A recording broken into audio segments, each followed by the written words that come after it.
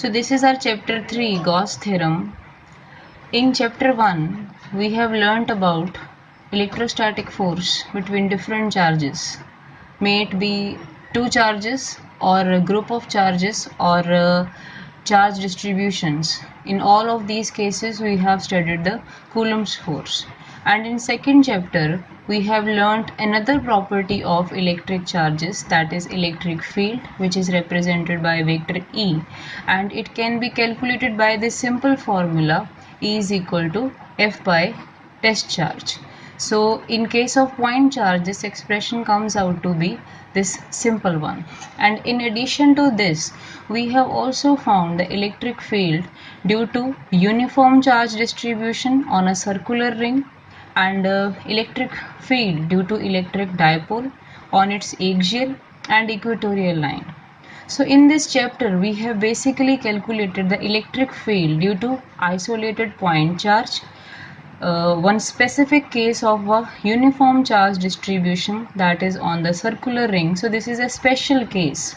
And in addition to that, we have also studied the group of two charges, again two isolated charges. In conclusion, so we have calculated the electric field for isolated charges and some charge distribution.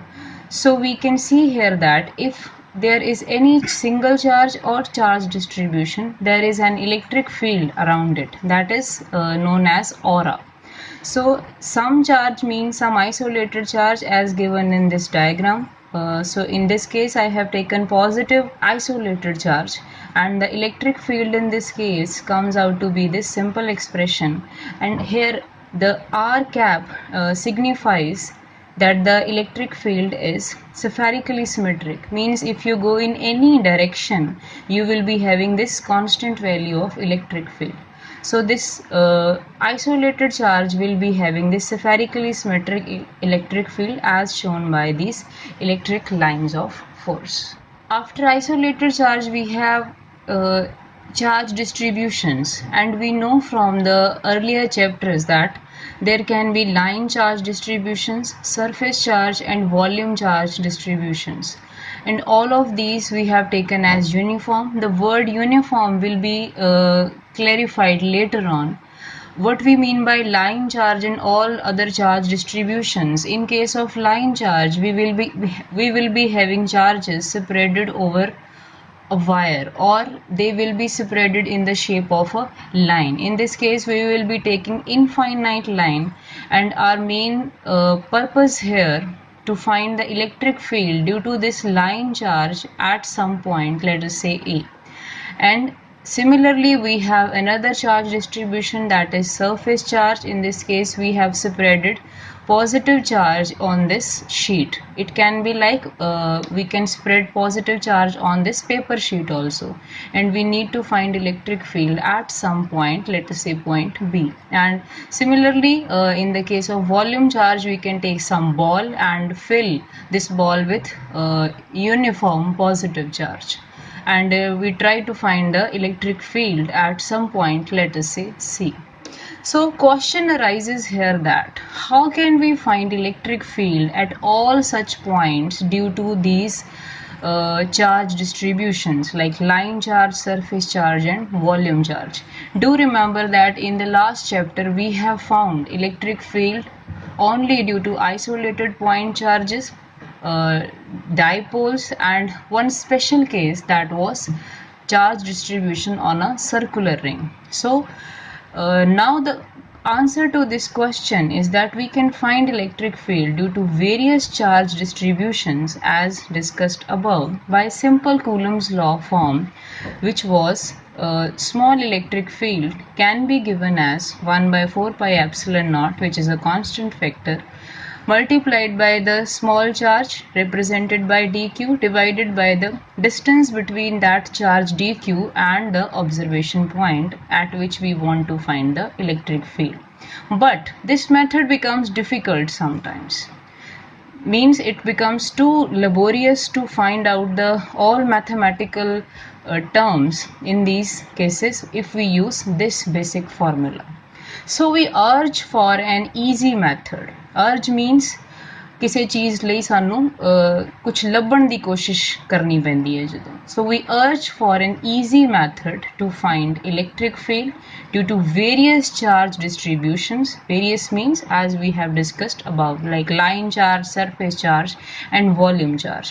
So that easy method is actually given in the chapter 3 which we are going to introduce, and chapter 3 is Gauss theorem. So in chapter 3 we'll see that the Gauss theorem will give us the method to find the electric field in case of various uniform charge distributions. Here the word uniform is very important. The meaning of uniform is that if we have line charge, for example, we have a scale and on that scale we have separated like charges. For example, again positive charge. So this whole scale will have only single charge density lambda. Means if we take 5 centimeter, first 5 centimeters of the scale, for this I can take this scale. So in this case, if I am having first 5 centimeters of this scale and on this 5 centimeters I have 3 coulomb charge. The constant or single charge density lambda means now if I choose any other 5 centimeters of this scale, that will again have 3 coulombs of charge. That won't be having 2 or 4 coulombs of charge. It means that this whole scale on which I am spreading the charges has constant charge density lambda. So this was the meaning of the word uniform. So we know that by now that Gauss theorem or law can be very useful in determining the expressions for electric field, even though this law is not directly linked with the electric field that we will see when we'll read the law. It is actually about the electric flux. These are the new terms which we'll see in the next lecture. So it will turn out that in situations that have certain symmetries like cylindrical, spherical or planar in charge distributions, we can deduce E. So Gauss's theorem can be useful for finding the electric field expressions in certain symmetrical charge distributions like cylindrical, spherical and planar. What do I mean by symmetry here? That if you see a charge distribution from all directions, in which direction it looks similar decides the type of symmetry. Means ਤੁਸੀਂ ਜੇ ਇੱਕ charge ਨੂੰ ਅਲੱਗ-ਅਲੱਗ directions ਤੋਂ ਦੇਖਦੇ ਹੋ ਜੋ ਤੁਹਾਨੂੰ ਸਾਰੀਆਂ ਡਾਇਰੈਕਸ਼ਨਸ ਤੋਂ ਬਰਾਬਰ ਹੀ ਦਿਖਾਈ ਦਿੰਦਾ ਆ ਤਾਂ ਉਹਨਾਂ ਸਾਰੀਆਂ ਡਾਇਰੈਕਸ਼ਨਸ ਵਿੱਚ ਬਰਾਬਰ ਦਿਖਣਾ ਉਹਦੀ ਸਿਮੈਟਰੀ ਡਿਸਾਈਡ ਕਰੇਗਾ।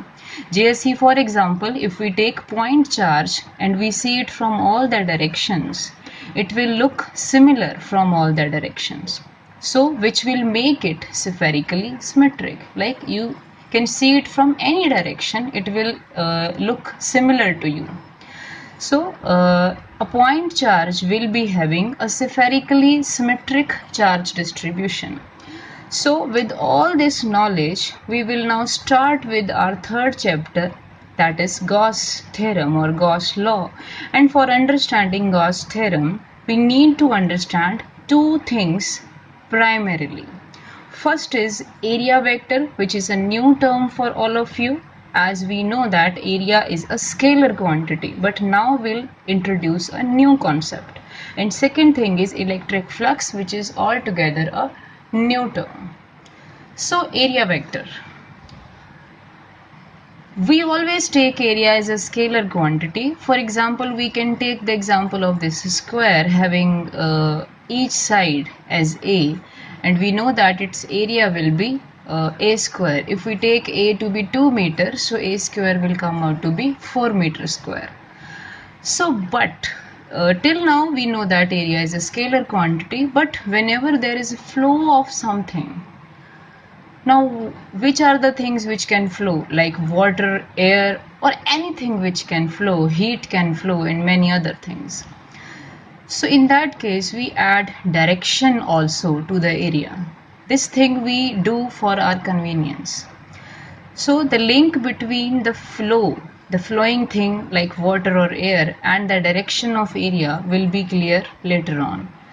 Like what is the link between the flowing thing and the direction of the area.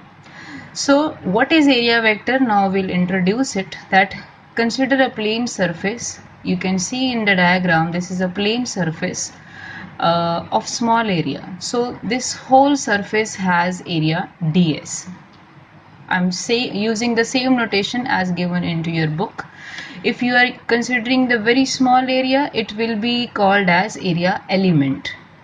Whatever you choose, if that is very small, that will be an element. That can be length element, surface element. Similarly here we are using area element, very small part of a bigger thing.